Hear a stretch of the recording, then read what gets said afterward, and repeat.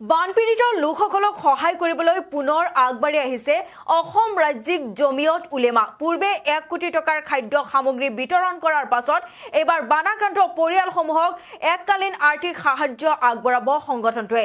197টা বানাক্ৰান্ত পৰিয়ালক আগবঢ়াব আৰ্থিক সাহায্য। বানাক্ৰান্ত লোকসকলৰ মাজলৈ গৈ এই ঘোষণা কৰিছে অসম ৰাজ্যিক জমিয়ত উলেমাই।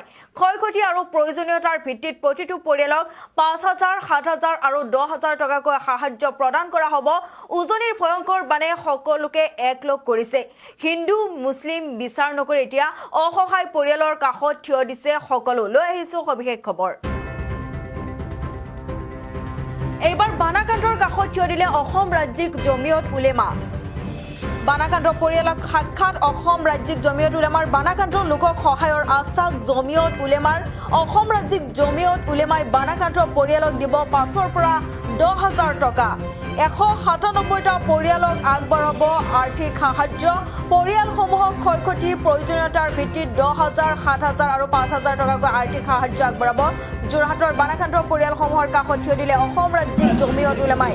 বানপানীৰ ফলত ক্ষতিগ্ৰস্ত হোৱা পৰিয়ালসমূহৰ সৈতে সাক্ষাৎ কৰি তেওঁলোকে সমস্যাৰ বুজ লোৱাৰ লগতে সহায় সহযোগিতাৰ বাবে আগবাঢ়ি অহাৰ কথা প্ৰকাশ কৰিছে জমিয়ত উলেমাৰ প্ৰতিনিধিসকলে।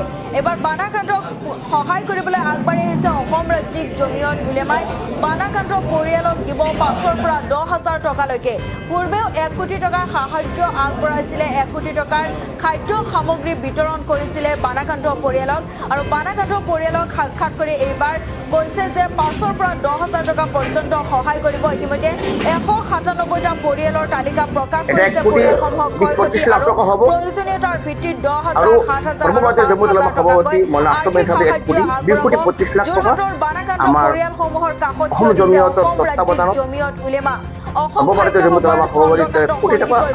অনুষ্ঠিত কাৰ্যসূচীত উপস্থিত থাকে জমিয়ত উলেমা ই হিন্দৰ সভাপতি হজৰত মৌলানা সৈয়দ আৰছাদ মাদানী চাহাব আৰু হজৰত মৌলানা মুস্তাক আহমেদ আনছাৰ। বানাক্ৰান্ত পৰিয়ালসমূহৰ সহায়ৰ বাবে যোৰহাটত ইতিমধ্যে 197টা পৰিয়ালৰ এখন তালিকা প্ৰস্তুত কৰিছে। তালিকাত পৰিয়ালসমূহৰ ক্ষয়ক্ষতি আৰু প্ৰয়োজনীয়তাৰ ভিত্তিত 10,000, 7,000 আৰু 5,000 টকাকৈ আৰ্থিক সাহায্য প্ৰদান কৰাৰ পৰিকল্পনা কৰিছে। বানপানীয়ে জুৰুলা কৰা পৰিয়ালসমূহৰ কাষত থিয় দিছে তেওঁলোকে। কিছু সকাহ দিয়াৰ উদ্দেশ্যে এই পদক্ষেপ গ্ৰহণ কৰা হৈছে বুলি আয়োজকসকলে জানিবলৈ দিছে। বানাক্ৰান্ত লোকসকলে এনে সহায়ৰ বাবে জমিয়ত উলেমাক ধন্যবাদ জ্ঞাপন কৰিছে। ইতিমধ্যে বানাক্ৰান্ত ভয়ংকৰ বান পৰিস্থিতি, বান বিভীষিকাৰ সকলো একলগ হোৱা দেখা পোৱা গৈছে। বানাক্ৰান্তৰ কাষত এতিয়া থিয় দিছে। হিন্দু মুছলিম কোনেও বিচাৰ কৰা নাই। হিন্দু মুছলিম বিচাৰ নকৰাকৈ এতিয়া সকলোৱে কেৱল অসহায় লোকক সহায় কৰিবলৈ আগবাঢ়ি আহিছে।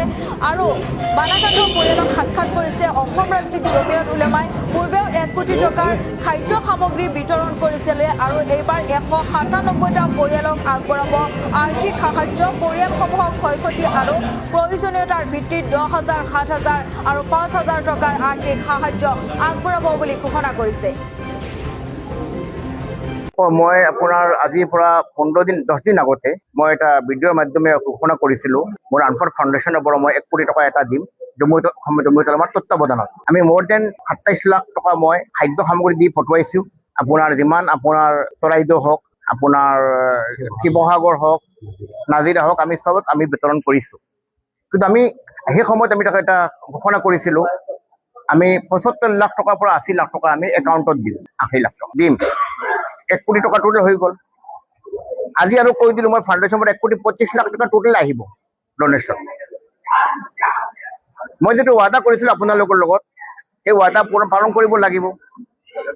সেইকাৰণে মই ইয়াত নিজে আহি পেলাই আমাৰ জমিয়তৰ ছাৰ্ভে টিমে, আনফাৰ ফাউণ্ডেশ্যনৰ টিমে গোটেই আপোনাৰ এফেক্টেড এৰিয়াত গৈ পেলাই চালি কৰি চাই আছে কাৰ ঘৰত বেছি অসুবিধা, কাৰ বেছি আপোনাৰ অৱস্থা বেয়া হ'ল।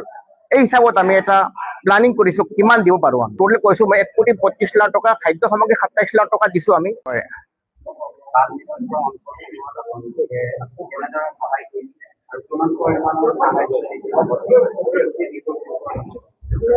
মই আপোনাৰ আজিৰ পৰা 10 দিন আগতে মই এটা ভিডিঅ'ৰ মাধ্যমে ঘোষণা কৰিছিলোঁ মোৰ আনফৰ ফাউণ্ডেশ্যনৰ পৰা মই 1 কোটি টকা এটা দিম জমিয়তুল উলামাৰ তত্ত্বাৱধানত। আমি মোৰ দেন 27 লাখ টকা মই খাদ্য সামগ্ৰী দি পঠুৱাইছোঁ।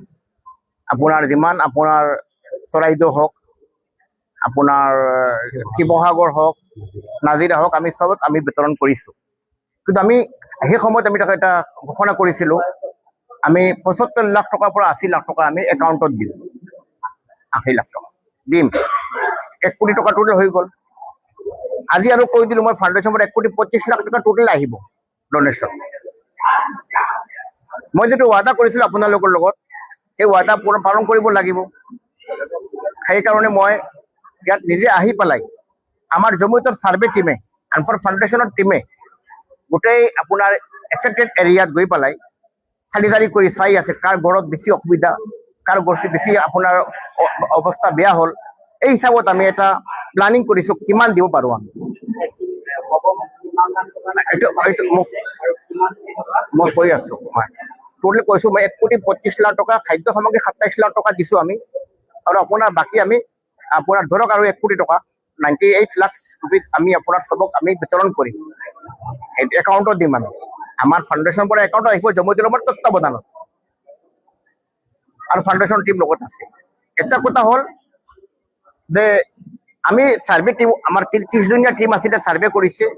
ছাৰ্ভে কৰি আমি যিমান বহুত মানুহৰ যি বেছি অসুবিধা আমি 10,000কৈ দিম, আৰু বেছি ক্ষতিগ্ৰস্ত বেছি মিডিয়ামকৈ বেছি কম হৈছে 5,000 টকা আৰু 7,000 টকা। আমি এটা নিয়ম বনাইছোঁ, 5,000, 7,000, 10,000 এনেকুৱা যদি হয়, তেতিয়া অহাৰ আগতে আমাৰ সৰ্বভাৰতীয় জমিয়তুল উলামাৰ সভাপতি মৌলানা আৰশ্বাদ মাদানী চাহাবে মোক ফোন কৰি, যেতিয়া মই মক্কাত আছিলোঁ, মোক কৈছিলে তুমি অতি সোনকালে অসমত যোৱা, ঘোষণা কৰা সৰ্বভাৰতীয় জমিয়তুল উলামাৰ তৰফৰ পৰা 1 কোটি টকা এটা অনুদান আহিব, আৰু 1 কোটি টকা টোটেল হ'ল আমাৰ ফাউণ্ডেশ্যনৰ পৰা 1 কোটি 25 লাখ টকা, আৰু আপোনাৰ অল ইণ্ডিয়া জমিয়তৰ পৰা 1 কোটি টকা। এই 1 কোটি টকা ভাবিছোঁ আমি হাতে আপোনাৰ যদি আমি খাদ্য সামগ্ৰী যদি লাভ নাই, মানুহক যদি আমি পইচাটো একাউণ্টত দিব পাৰোঁ ভাল হ'ব।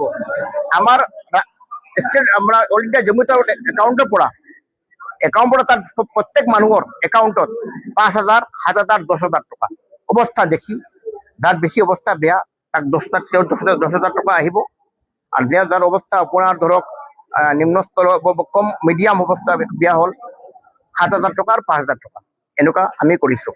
আমি যিটো আজি আপুনি ধৰক বেলতাল, জাপিচুদা, আৰু বিয়া, জন্মদিন বা আপোনাৰ যিকোনো বিশেষ অনুষ্ঠানৰ বাবে ওৱান ষ্টপ সলিউশ্যন এম্বিয়েন্স বেংকুৱেটছ।